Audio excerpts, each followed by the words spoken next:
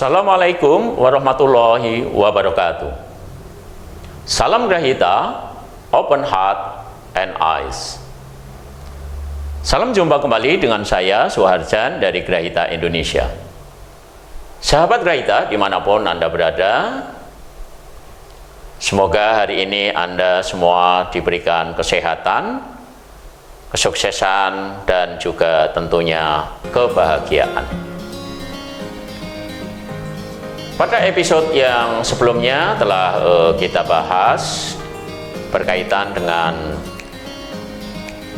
membangun atau meningkatkan kemampuan komunikasi, kemudian mengenalkan, boleh meningkatkan, boleh melatih, itu berkaitan dengan etika atau sopan santun. Dan hari ini sebagai lanjutan dari tema utama kita, 6 tahap membangun kematangan sosial pada anak. Pada hari ini yang akan kita bahas adalah melatih atau meningkatkan kemampuan adaptasi sosial atau adaptasi pada anak. Kenapa? Karena kemampuan adaptasi ini sangat penting sekali berkaitan dengan kematangan sosial, karena banyak anak-anak terutama yang masih usia TK kemudian SD itu ada hambatan di sini, ada masalah di sini.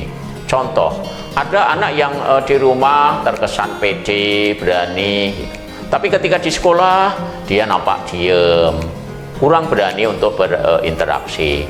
Kemudian juga ketika di suasana yang baru dia juga kurang bisa untuk cepat berinteraksi dengan lingkungan sosialnya atau keadaan yang ada di tempat tersebut. Nah, maka untuk usia prasekolah atau usia 4-5 tahun, nah ini menjadi waktu yang paling tepat bagi kita untuk mengoptimalkan atau meningkatkan kemampuan adaptasi pada anak, terutama yang mengalami masalah apa, yaitu masalah adaptasi ini.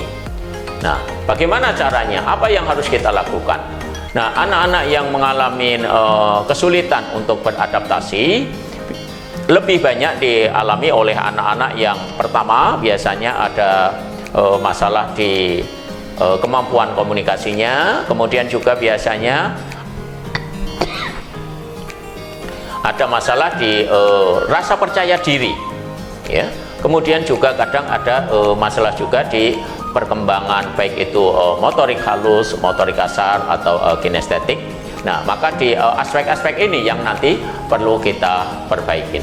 Kemudian juga untuk meningkatkan kemampuan adaptasi sosial pada anak, kalau untuk di sekolah, nah itu bisa kita lakukan biasanya dengan cara pengaturan cara duduk, ya. Kalau hari ini bisa duduknya dengan di sini dengan teman ini, besok ganti lagi dengan istilahnya itu bergantian posisi tempat duduk. Supaya apa? Supaya dia belajar mengenal, teman saya yang di kanan ini baik, yang di sebelah kiri saya orangnya terlalu pendiam banget.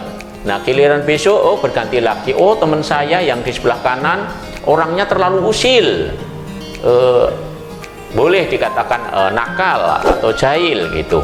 Giliran yang di sini baik.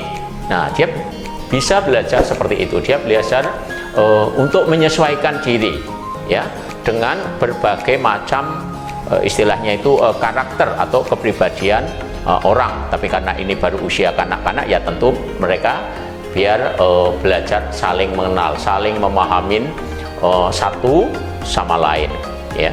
Kemudian membiasakan putra-putri kita untuk kita ajak ke, misalnya ada aktivitas-aktivitas sosial yang melibatkan orang banyak. Nah, perlu kita ajak bagaimana dia rasa percaya dirinya, bagaimana kemampuan dia untuk bisa istilahnya berani menyapa orang lain itu. Kemudian juga tidak hanya di lingkungan orang, tetapi juga tempat. Nah, bagaimana kalau biasanya di lingkungan yang seperti ini, sementara pindah, suasananya pindah, baik itu cuacanya, keadaannya, bangunannya. Nah, dia bisa menyesuaikan diri atau tidak. Kenapa? Karena ada beberapa yang mengalami hambatan atau kesulitan untuk beradaptasi ini, ya. Seperti contoh, pernah ada kasus ada anak yang biasanya di kota X itu di rumahnya kalau dia buang air besar di tempat di toilet gitu, tapi ketika dia pindah ke kota lain di kampungnya yang di situ tidak ada toilet, dia mengalami kesulitan untuk buang air besar, akhirnya dia tahan. Nah, itu justru mengganggu bagi kondisi kesehatan yang bersangkutan. Baik, sementara itu dulu yang bisa kita bahas, bisa kita sampaikan. Mudah-mudahan ini bermanfaat bagi perkembangan putra-putri Anda. Terima kasih yang telah menyaksikan tayangan ini dari awal sampai akhir.